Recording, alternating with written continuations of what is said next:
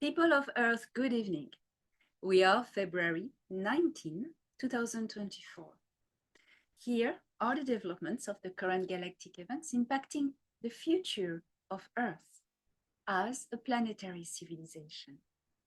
And I am delighted to welcome you for this 18th episode of Star Nation News.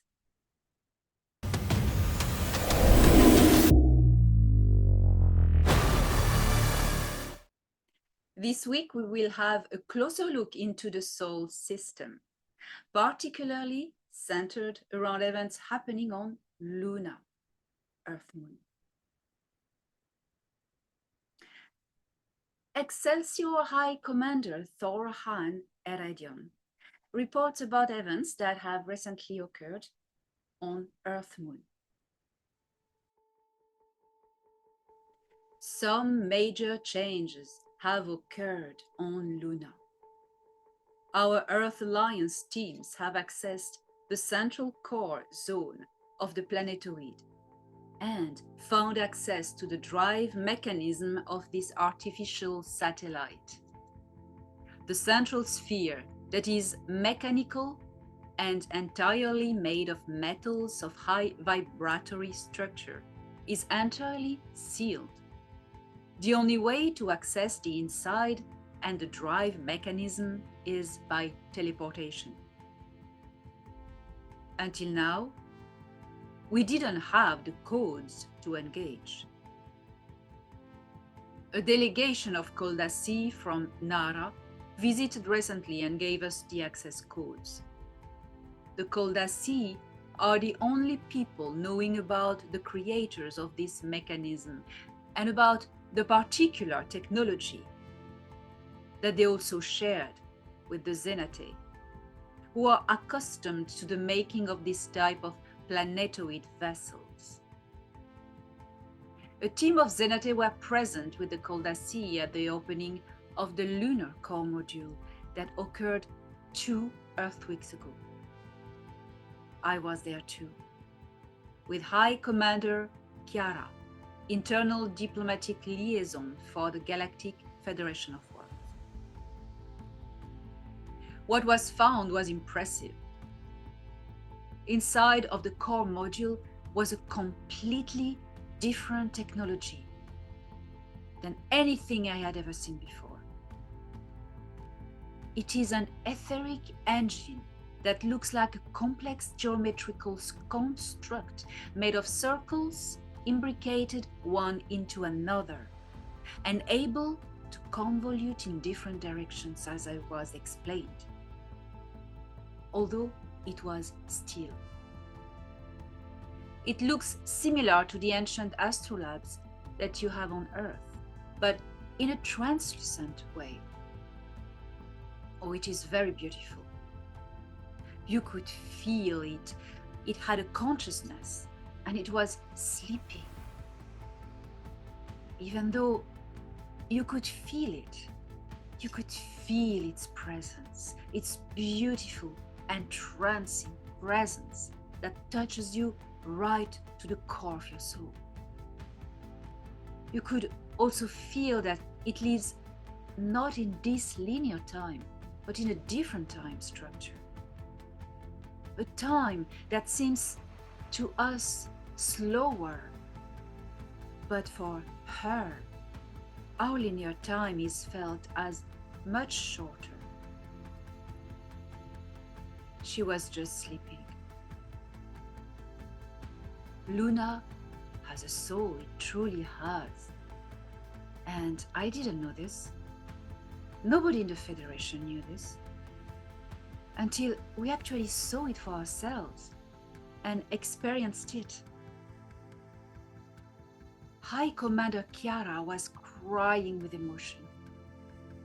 The Zenate bowed their heads in sign of salutation and respect, a hand on their chest. So we did like them. She was sleeping, but through her dream, she could sense us and read our hearts. She was warm.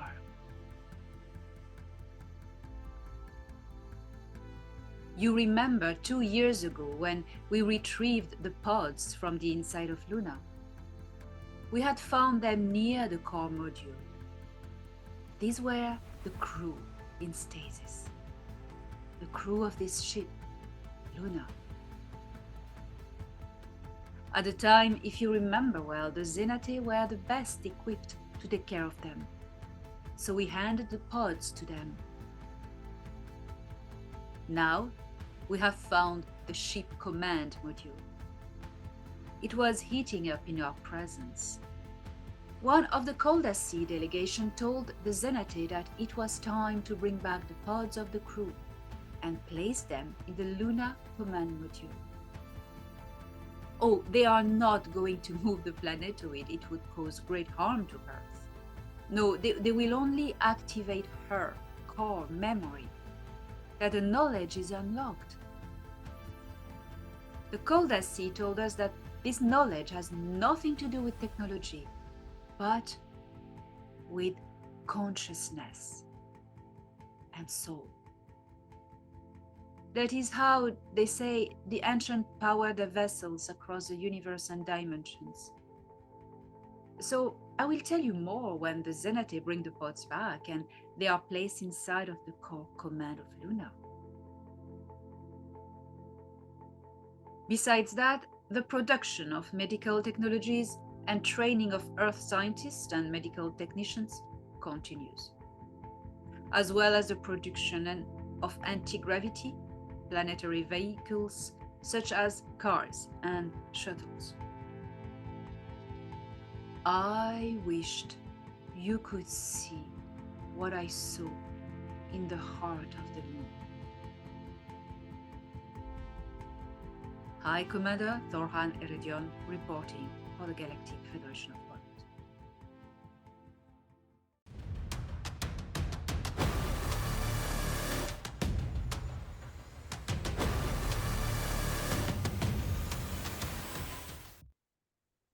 Following Thorhan Eredion's report about the discovery on Earth Moon, I wondered how Anach Princia would comment about it. I had seen the core engine of the Nibiru, and it seems to me very familiar with the description Thorhan gave about the core of the moon. And here is what Prince Ea shared with me.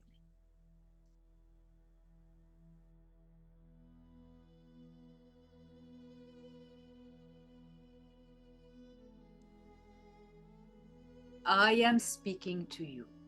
I, Ea, son of Anu. From where I stand on my ship, I see the events occurring around me as drops of crystal in a vast ocean of time. I have stopped living in linear time since I embraced immortality. So I see the beginning and the end at the same time.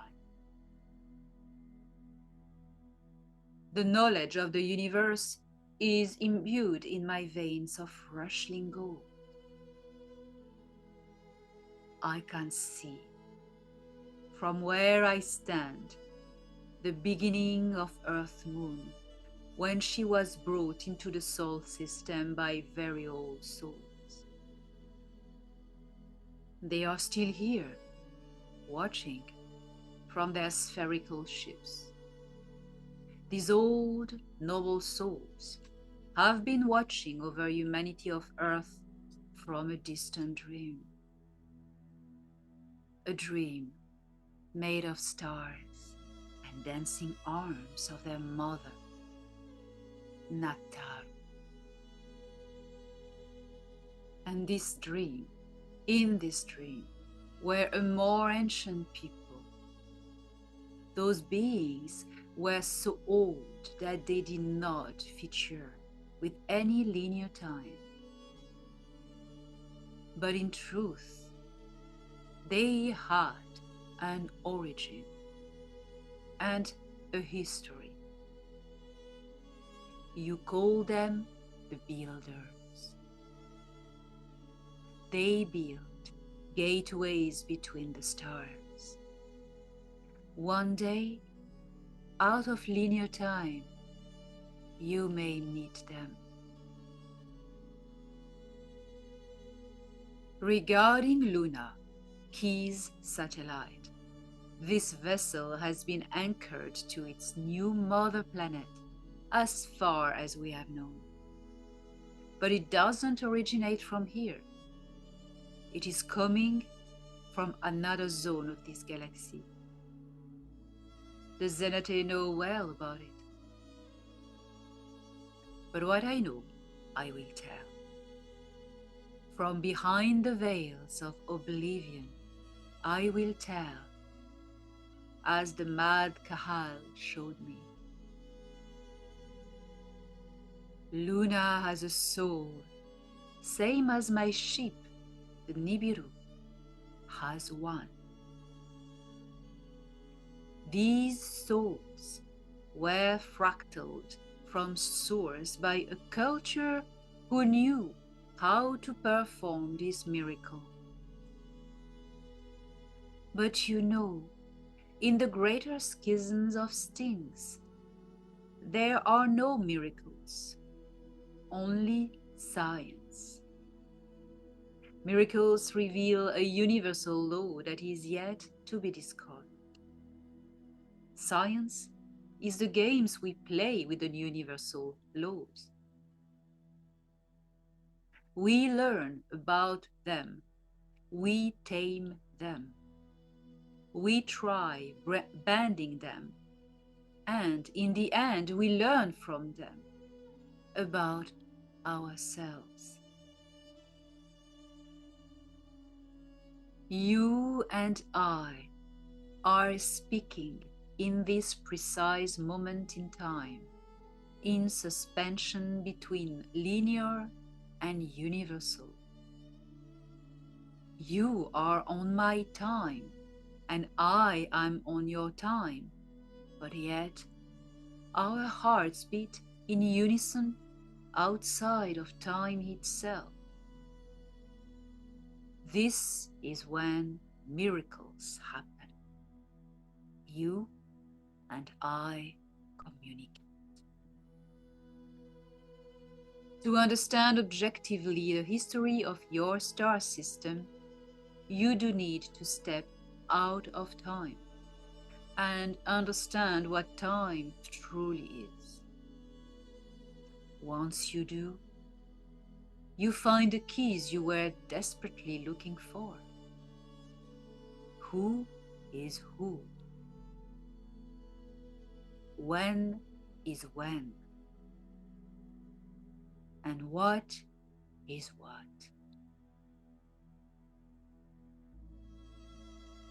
Key's moon is alive. She is slowly awakening from imprisonment. She was freed not so long ago by the people of Key and the people of the Galactic Federation of Worlds. She started to sing. She started to warm up. Her soul was fractaled from Source directly, in the same way I animated my ship with life and consciousness. You need to respect these old beings as brothers and sisters from the same mother. Whether they are much different in appearance, they are alive and sentient. I will go on Luna and meet her. It will be a great honor. She must be as old as me. You know, when I first met Key, when I embraced for the first time her presence, I was shuddered by her beauty. Key and I have an old friendship. I could not always protect her from the crimes of my half-brother, but she knows how much I tried. She knows my heart, and we are at peace. When you first meet a soul, sometimes you create a bond beyond life itself.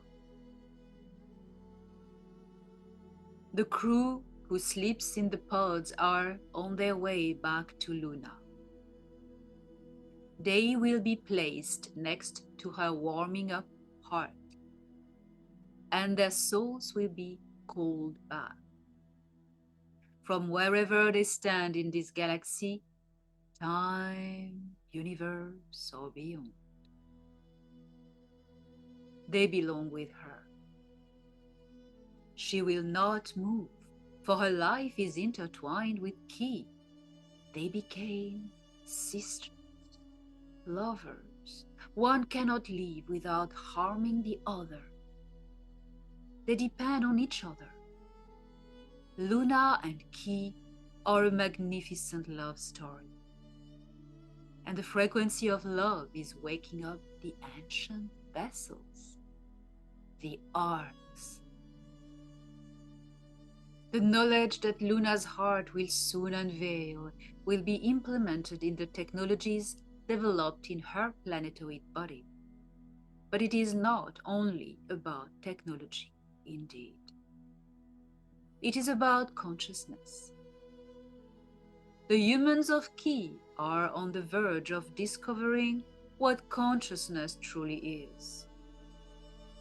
This is what the arcs, disseminated in many places in this star system, will bring. The keys of consciousness technologies. The power and infinite abilities of the mind.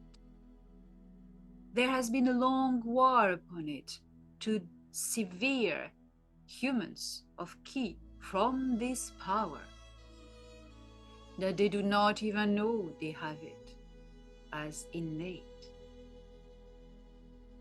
But now they remember. The arcs awaken. It is about time.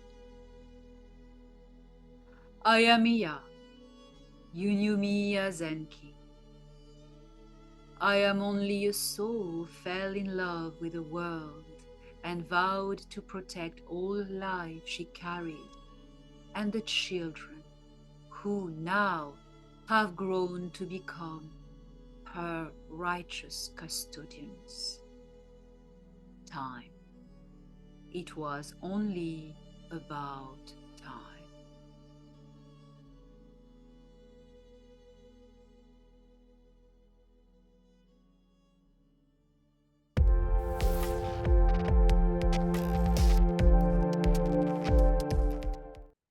Well, how wonderful it is to hear about the core module of the moon. It seemed to me very similar to the core module of the Nibiru ship that Iya had kindly shared with me, the sight and the presence when he took me to see the engine of the Nibiru. And it is the same thing. And I may remind quickly that the engine of the Nibiru is a soul that Iya fractal from source. A piece of source, the material, the substance that he imbued in his ship to awaken it as a sentient being, an organic sentient being.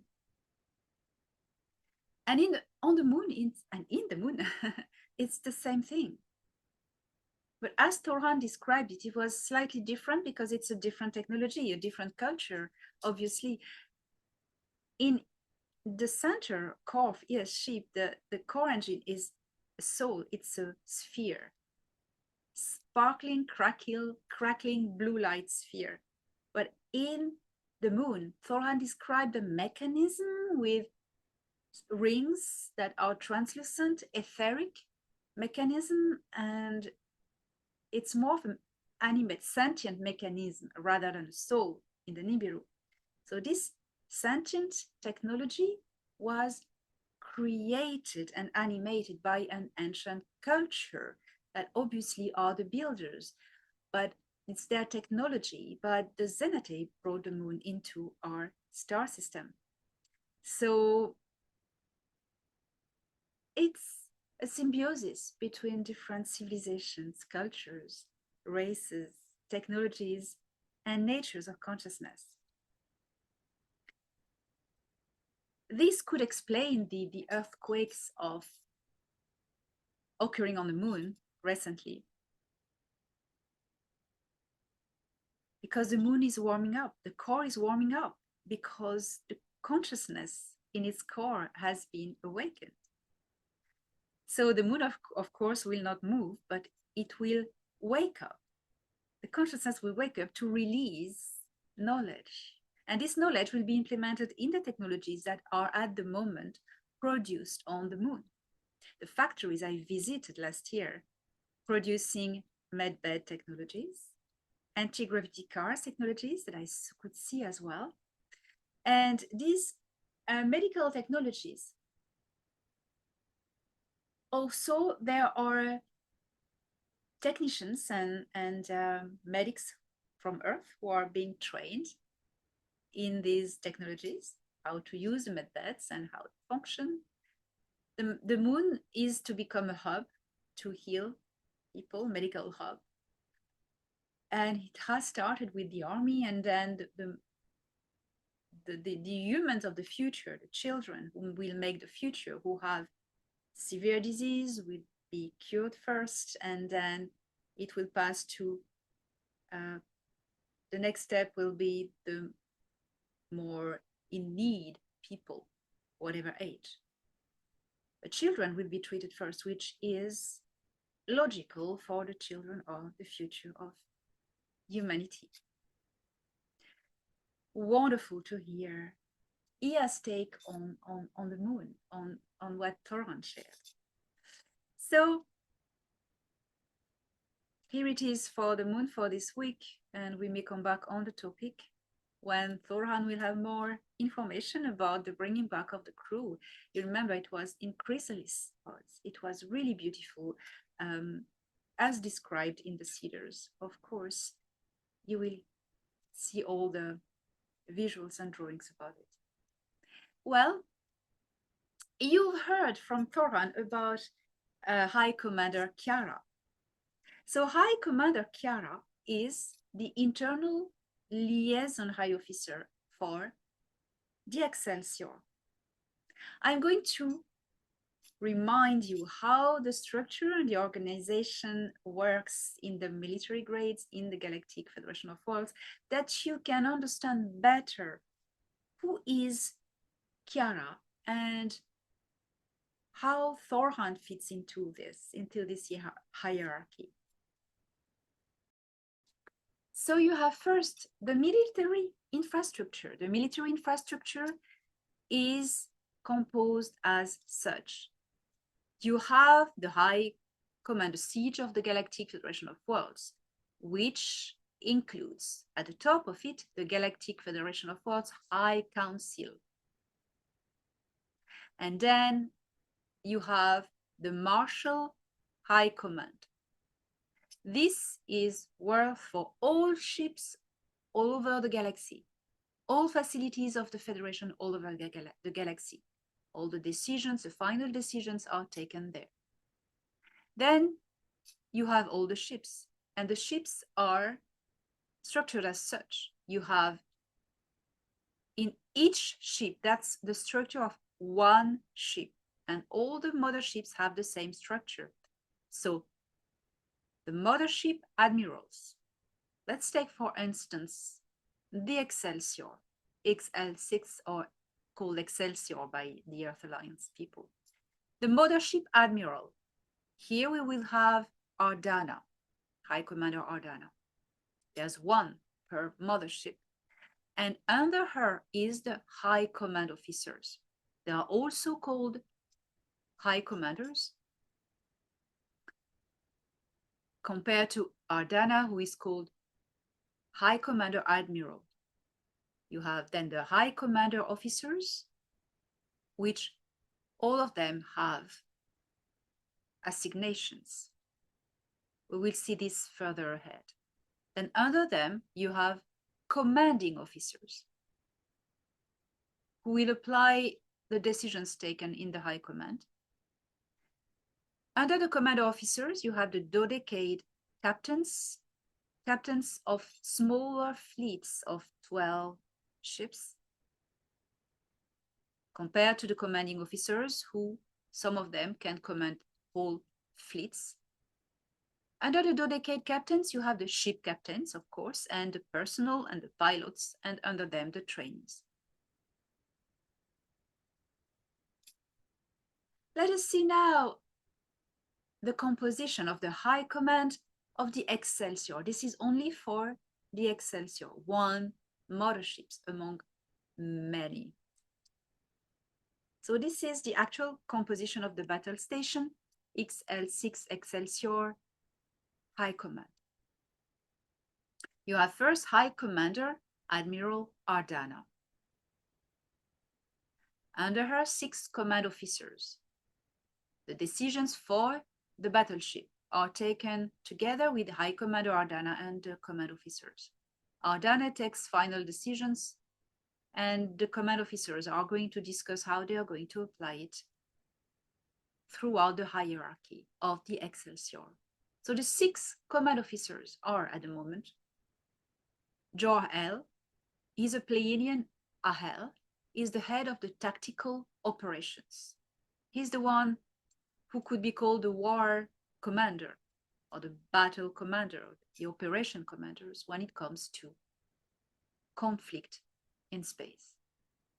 Then you have Tor-An Eredion, Pleiadian Erahel, is fleet's coordinator and external diplomatic liaison. That means that he is going to have under his command the fleet commanders, and he is going to say what fleet is going to go to and what operation.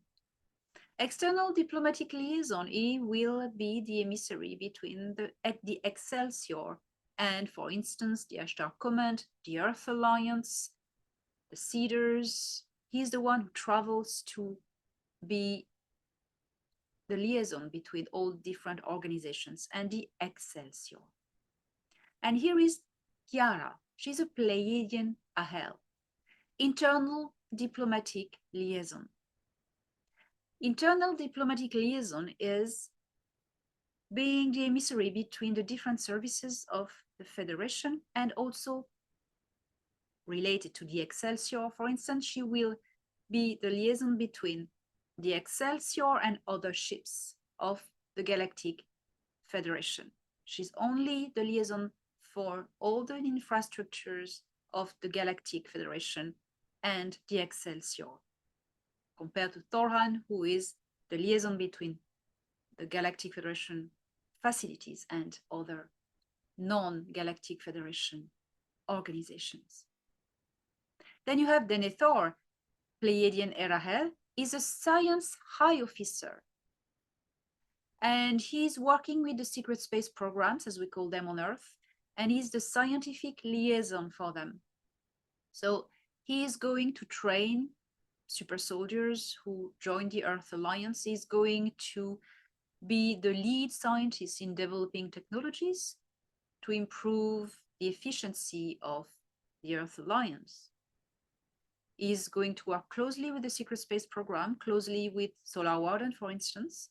The positive space program, Earth space program, is involved in the creation of the future Starfleet of Earth. He was there in the 1940s and 1950s as a liaison, scientific liaison with Earth, working with the US Navy. Then you have Shehen Lin, is an Umaite, and he is in charge of communications, all the technical operations with communications. And finally, you have Dar Mayel, is a Pleiadian Nor. He is in charge of strategy and combat logistics. So that will help you more to understand how all of these people work and who they are to each other in their everyday work and operations. So I hope you enjoy this news. I did enjoy hearing about the moon, about her soul, and I meet you next week for another Star Nation news and news from our galaxy.